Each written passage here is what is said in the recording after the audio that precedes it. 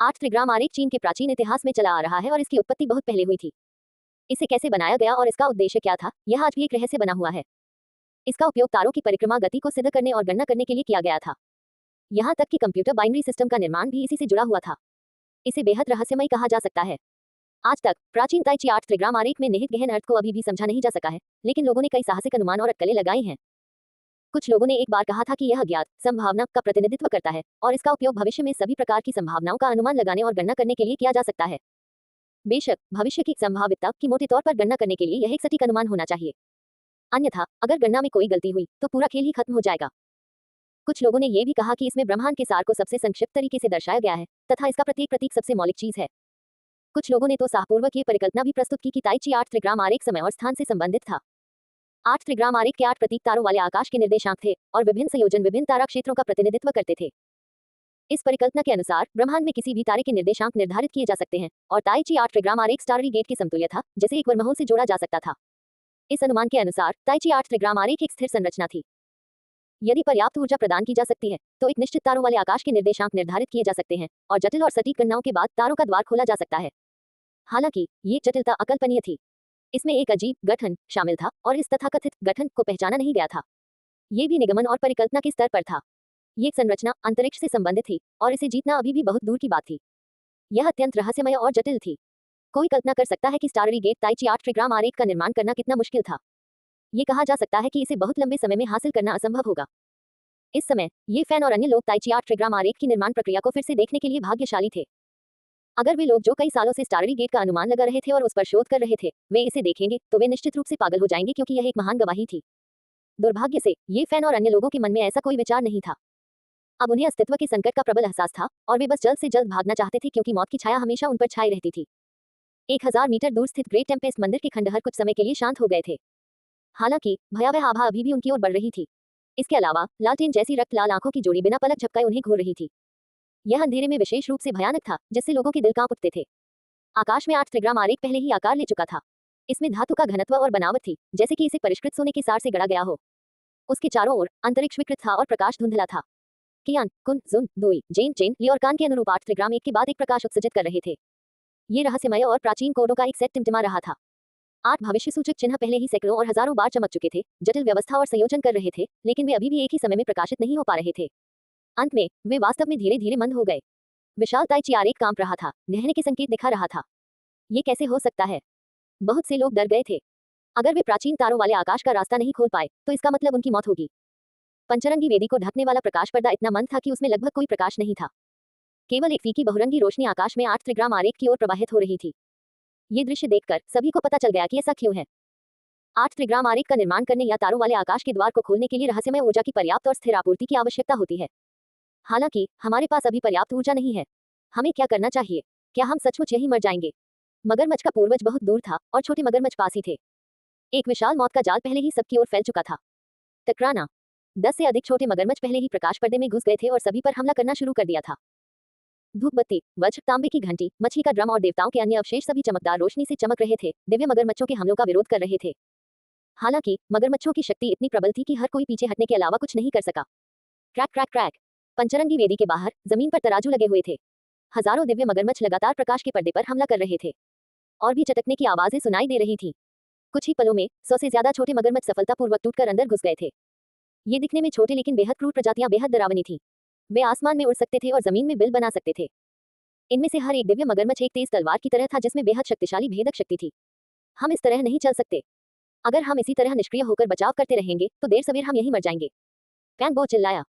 Great थंडरक्लैप मंदिर की कांस्य पट्टिका लगातार हिल रही थी और हजारों लाइटें एक प्रकाश पर्दा बना रही थी जो 3 या 4 लोगों की रक्षा कर रही थी। हालांकि यह अस्थायी रूप से उनकी सुरक्षा सुनिश्चित कर सकता था, लेकिन कोई भी भविष्यवाणी नहीं कर सकता था कि लंबे समय में क्या होगा। अभी तुम मत हिलना, मैं पहले बाहर जाकर कोशिश करूंगा। ये फैन ने पैंगबो को चेतावनी दी, जबकि वह अब निष्क्रिय रूप से बचाव नहीं कर रहा था। उसने प्राचीन दीपक को पकड़ लिया और आगे बढ़ गया। तुरंत ही दर्जनों दिव्य मगरमच्छ उसकी ओर बढ़े। दर्जनों काली रोशनियां बिजली के बोल्ट की तरह थीं। वे बहुत तेज और निर्दयी थीं। वे प्राचीन दीपक के प्रकाश पर्दे में ठोकी गई कीलों की तरह थीं और बलपूर्वक अंदर घुसी हुई थीं। फुट। ये फैन चुपचाप दर्जनों दिव्य मगरमच्छों के पास आने का इंतजार कर रहा था, फिर प्राचीन दीपक की बाती की ओर फूंक मार रहा था। तुरंत एक धधकती हुई रोशनी आसमान में उठी। उसके चारों ओर 5 या 6 मीटर के दायरे में पूरा इलाका दिव्य लिप्टों में डूब गया। एक जली हुई गंध तुरंत बाहर की ओर फैल गई। दयनीय चीखें उठती और गिरती रहीं। जब लपटें धीरे धीरे पीछे हटी तो ये फैन धूल के एक कण से भी अछूता था। उसके चारों ओर चमकीली चमक की धारियां घूम रही थी, मानो वह स्वर्ग से उतरा कोई अमर प्राणी हो। उसके चारों ओर तराजू का मैदान था। कई दर्जन दिव्य मगरमच्छ लगभग पूरी तरह जलकर मर गए थे। कुछ खतरनाक जीव जो इस आपदा से बच निकलने में भाग्यशाली थे, वे भी लगभग जलकर राख हो गए थे। उनके शरीर अब पूरे नहीं थे क्योंकि वे दूर से ये फैन को घूर रहे थे। उन्होंने एक धीमी सी दहाड़ लगाई जिससे किसी की भी रीढ़ में सिहरन पैदा हो गई। अच्छा अच्छा जला, फैंग वो पीछे से चिल्लाया। वह भी दौड़कर हमला करने वाला था। हालांकि उसे उसके बगल में 3 लोगों ने कसकर पकड़ रखा था। वे 3 लोग पीले चेहरे वाले थे। उनके पास देवताओं द्वारा छोड़ा गया कोई खजाना नहीं था। ग्रेट थंडरक्लैप मंदिर की कांस्य पट्टिका की सुरक्षा के बिना वे निश्चित रूप से मर जाते। सर्वश्रेष्ठ, फिर से चटकने की आवाज आई। इस बार 5 से 600 दिव्य मगरमच्छ प्रकाश की परत को तोड़कर अंदर घुस आए। उनमें से हर एक खौफनाक था। उनके छोटे शरीर राक्षसी शक्ति से भरे हुए लग रहे थे। उनके तीखे दांत ठंड से चमक रहे थे और उनकी आंखें डरावनी थीं। वे सभी निडर होकर दौड़े और ये फैन के चारों ओर चक्कर लगाने लगे। नहीं, ये फैन अकेले इतने सारे काले नाखूनों से नहीं निपट सकता। मुझे उसकी मदद करनी होगी। फैंग फिर से वहां जाना चाहता था, लेकिन हमें क्या करना चाहिए? उसके बगल में खड़े तीनों लोग पीले पड़ गए और उन्होंने पैंगबो को विनती भरे भाव से देखा। बेशक मैं तुम लोगों को मरने नहीं दूंगा। पैंगबो ने पीछे मुड़कर वांग ज़िवेन, लियू युंजी और उसके पीछे खड़े अन्य लोगों की ओर देखा और कहा, आप लोग उन तीनों की रक्षा करें। मुझे ये फैन की मदद के लिए जाना है। इसके अलावा कुछ और लोगों को भेजना सबसे अच्छा होगा। इस तरह की निष्क्रिय रक्षा सही तरीका नहीं है। ठीक है, मैं तुम्हारे साथ चलूंगा। झो ही आगे बढ़ा। पैंगबो हमेशा से झो ही को नापसंद करता था। उसे लगता था कि वह एक षड्यंत्रकारी है। हालांकि उसे यह स्वीकार करना पड़ा कि इस खूबसूरत आदमी में महत्वपूर्ण क्षणों में एक निश्चित साहस था। इस समय प्रतीत होता है कि सौम्य वांग ज़िवेन भी आगे बढ़े और अपने पीछे लोगों से कहा, 1 या 2 और लोगों को लाओ। देवताओं के शेष अवशेष सभी की रक्षा के लिए पर्याप्त हैं। हालांकि लड़कियों को नहीं आना चाहिए। ऐसे क्रूर और खूंखार जीवों का सामना करते हुए लड़कियों की कमजोर प्रकृति के कारण वे शायद घुटनों के बल गिर जाएंगी। भले ही उनके हाथों में बौद्ध कलाकृतियां हों, वे शायद मदद नहीं कर पाएंगी। क्लैंग। पैंगबो ने ग्रेट लेन मंदिर की कांस्य पट्टिका को घुमाया और उसे 5 रंगीन वेदी पर जोर से पटक दिया। अचानक एक हिंसक लहर आगे बढ़ी। ये प्रकाश की एक लहर थी जो एक उग्र लहर में संघनित हो गई थी। ये 7 से 8 मीटर तक फैल गई और तुरंत ही ईश्वरीय मगरमच्छों के एक बड़े समूह को डुबो दिया। दिव्य मगरमच्छों की चीखें सुनकर सिर सुन्न हो जाता था। ऐसा लगता था जैसे दुष्ट आत्माओं का समूह शुद्धिकरण कर रहा हो। सफेद धुएं के गुबार ऊपर की ओर उड़ रहे थे और जमीन लाशों से अटी पड़ी थी। यह एक बड़े पैमाने पर हमला था। ऐसा नहीं था कि पहली बार उसने अकेले एक दिव्य मगरमच्छ का सामना किया और उसकी गति को पकड़ नहीं सका। अब जब इतने सारे क्रूर जीव आगे बढ़ रहे थे तो कांस्य पट्टिका का एक आकस्मिक झटका उनमें से सैकड़ों को कुचल सकता था। डैंग। घंटी की मधुर ध्वनि पहाड़ों की गहराई में स्थित किसी प्राचीन मंदिर की घंटी की तरह गूंज रही थी। इससे लोगों को गहरी शांति का एहसास हो रहा था। वांग ज़िवेन के हाथ में टूटी हुई कांस्य घंटी सुनहरी रोशनी की हजारों किरणों से चमक रही थी और दृश्यमान लहरें कंपन कर रही थी। यह पानी की लहरों की तरह कोमल लग रहा था, लेकिन जब यह उन दिव्य मगरमच्छों के संपर्क में आया जो आगे बढ़ रहे थे तो एक कसाई के चाकू की तरह था। हर सुनहरी लहर एक दिव्य मगरमच्छ को आधे में काट सकती थी। Puff puff puff puff puff puff की आवाज लगातार गूंज रही थी। पलक झपकते ही दर्जनों दिव्य मगरमच्छ आधे आधे कट गए और जमीन पर ताजा खून बहने लगा। इस तरह का खूनी दृश्य बेहद भयानक था। हालांकि अनगिनत दिव्य मगरमच्छ मौत से नहीं डरते थे। अब वहां पहले से ही करीब 1000 छोटे मगरमच्छ दौड़ रहे थे। वे घनी तरह से भरे हुए थे और एक के बाद एक काली रोशनी निकल रही थी और ग्रिम रीपर की दरांती के जाल में उलझी हुई थी। टकराना। झोही ने बैंगनी सोने के भिक्षापात्र का इस्तेमाल लगातार मगरमच्छों को कुचलने के लिए किया। बौद्ध प्रकाश का एक बड़ा विस्तार फैलाया और अनगिनत तराजू को कुचल दिया। बड़ी संख्या में लाशें जमीन पर पड़ी थीं। ये देखने के लिए एक दुखद दृश्य था। कई छोटे मगरमच्छ पहले ही कीमा बनाया हुआ मांस में बदल चुके थे। यह एक बहुत ही दुखद दृश्य था। जीवित रहने के लिए हर कोई सब कुछ जोखिम में डालने को तैयार था। जल्द ही वेदी खून से लाल हो गई और खून की तीखी गंध हवा में फैल गई। खून की एक हल्की धुंध तैर रही थी, मानो ये किसी असुर का खेत हो। आह आह। इस समय अचानक पीछे से 2 चीखें आईं। 2 छात्र खून से लथपथ पड़े थे। उनके सिर पर कई खूनी छेद थे और उनके शरीर पर बदसूरत छोटे मगरमच्छों का कब्जा था। सभी लोग दुख की लहर में थे। जीवन और मृत्यु अब उनके नियंत्रण में नहीं थे। हालांकि वे बहुत संघर्ष कर रहे थे, लेकिन 2 और छात्रों की दुखद मृत्यु हो गई। वे दोनों एक देवता का अवशेष पकड़े हुए थे, लेकिन अभी अभी 300-400 दिव्य मगरमच्छ उन पर टूट पड़े। टक्कर इतनी जोरदार थी कि वे दोनों सीधे उड़ गए। वे बौद्ध औजार पर अपनी पकड़ खो बैठे और एक तरफ गिर पड़े। वे दोनों तुरंत छोटे मगरमच्छों में डूब गए और मौके पर ही उनकी दुखद मौत हो गई। चाहे तुम मर जाओ फिर भी मत छोड़ना, लिनजिया ने चिल्लाते हुए सबको याद दिलाया। बहुत से लोग पहले से ही टक्कर से आगे पीछे लुढ़क रहे थे। इसके अलावा क्योंकि वे बौद्ध औजार को एक साथ पकड़े हुए थे, उनकी हरकतें प्रतिबंधित थीं और यह बेहद खतरनाक था। आह आह। 2 और चीखें सुनाई दी। एक छात्र और एक छात्रा खून से लथपथ पड़े थे, जो ताजे खून में भीगे हुए थे। ये देखना एक दुखद दृश्य था।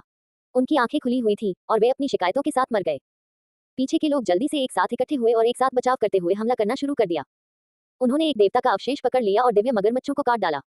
अंततः स्थिति कुछ समय के लिए स्थिर हो गई। मारना। लियू युंजी का रंग कुछ पीला था। उसका चरित्र उदास था और वह बहुत साहसी नहीं था। हालांकि इस समय वह भी हाथ में वज्र का डंडा लेकर बाहर निकल गया। बौद्ध किंवदंतियों में यह एक अत्यंत शक्तिशाली पवित्र वस्तु थी जो दुश्मनों को मुर्गियों और कुत्तों को मारने की तरह आसानी से नष्ट कर सकती थी। यह अविनाशी था और यह अजेयता का प्रतीक था। यह एक राजदंड था जिसका उपयोग सच्चे बौद्ध स्वभाव वाले आदरणीय संतों द्वारा किया जाता था।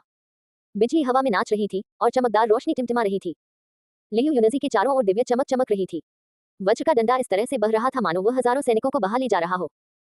तुरंत ही खून और अनगिनत टूटे हुए तराजू जमीन पर रह गए और बड़ी संख्या में दिव्य मगरमच्छ कुचल दिए गए। वज्रदंड की शक्ति स्पष्ट थी। इस समय विदेशी कैद भी दौड़ा दौड़ा आया।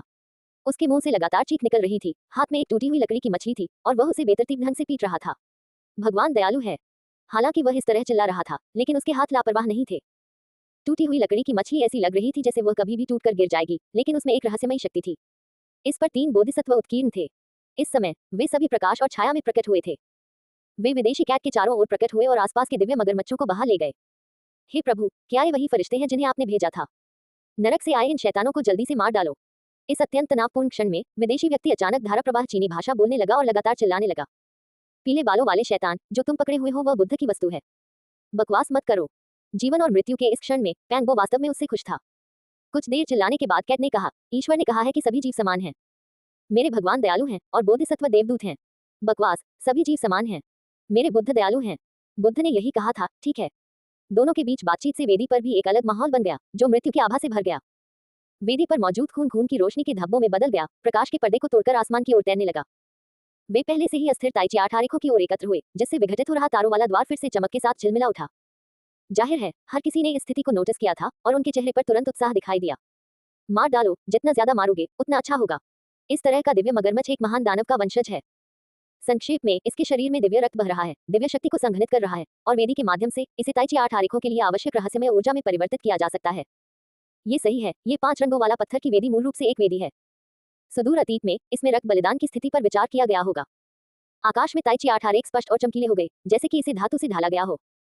चमक चमकती रही और 8 आरेखों के 8 प्रतीक टिमटिमाते रहे। एक जटिल क्रम में अनगिनत बार बदलने के बाद वे सभी चमकने वाले थे और प्राचीन तारों वाले आकाश मार्ग को खोलने वाले थे। हम लेकिन इसी समय टेम्पेस्ट मंदिर की भयावह आभा आसमान तक पहुंच गई। जमीन पूरी तरह से फट गई और एक विशालकाय प्राणी आसमान में उड़ गया, जिससे आसमान हिल गया। लगभग तुरंत ही सभी को ऐसा महसूस हुआ मानो उनकी आत्माएं उनके शरीर को छोड़ने वाली हैं और सभी लगभग वेदी पर गिर पड़े।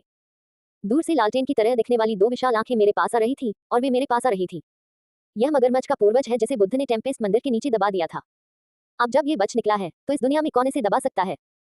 सभी को ऐसा लग रहा था जैसे वे बर्फ के तहखाने में गिर गए हों और वे पूरी तरह से निराश महसूस कर रहे थे। अगर कोई बोधिसत्व भी होता तो वह इतने बड़े राक्षस को काबू नहीं कर पाता जब तक कि बुद्ध खुद न आ जाएं। क्या वह सचमुच अंतिम क्षण में इस महान राक्षस से बच जाएगा? कूददान। इस समय पंचरंगी वेदी पर रखे कांसे के ताबूत से अचानक कांपने की आवाज आई। लालटेन जैसी दिखने वाली 2 आंखें अचानक जम गईं, मानो वे आश्चर्यचकित थीं और आगे नहीं बढ़ी।